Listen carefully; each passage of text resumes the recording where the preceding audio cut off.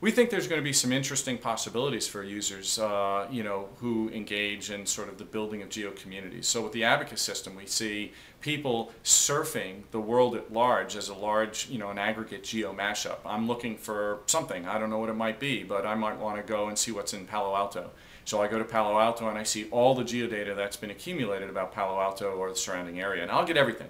I'll get restaurants, I'll get places where you can go for a walk, like up in Stanford area, and now it's up to me to figure out what's valuable to me. And it's not a keyword search, it's not a list of things that I can't see, it's something very rich and visual that I can actually go in and start to mine, data mine, right? And now from there, right, we're thinking that the people who are creating this or the people who get involved might start to self-assemble as groups. And they'll, as groups, start to refine this data in a very Web 2.0 way, where they're now, in a sense, collaboratively building on the value of that content, right, and shepherding the content, into a more interesting form that other people might now be able to use, sort of birds of a feather type of interested parties that might now want to share this data and enrich it, right? Much the way the wiki was created, people might start to enrich this geodata, create little geo worlds, maybe little mirror worlds of something that they're interested in this environment. And then from there, maybe even applications will be built. People on our platform can build applications.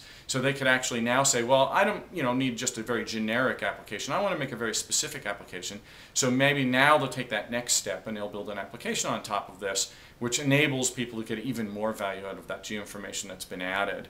And then there's this evolution, in 10 or 15 years, who knows? There might be even services that you can, now just tie directly into your phone or whatever devices you have that are built on streams of information that can be pulled from the geosphere because people have taken the time to actually sit there and figure out what's a meaningful feed for things like finding good movies or connecting up with friends. And while some of these ideas are clearly evident today when you look at the literature, getting to that place, right, is going to require, probably more of a community effort, more of an aggregate collaborative effort, rather than just one or two companies deciding this is what's important and here are the bunch of points of interest we've decided to put on the map. And what we want to do is, through a grassroots sort of community-based approach, allow people to put their data in and start to, make it better, to refine it, to create maybe a wiki of the Geo-Web based on our system,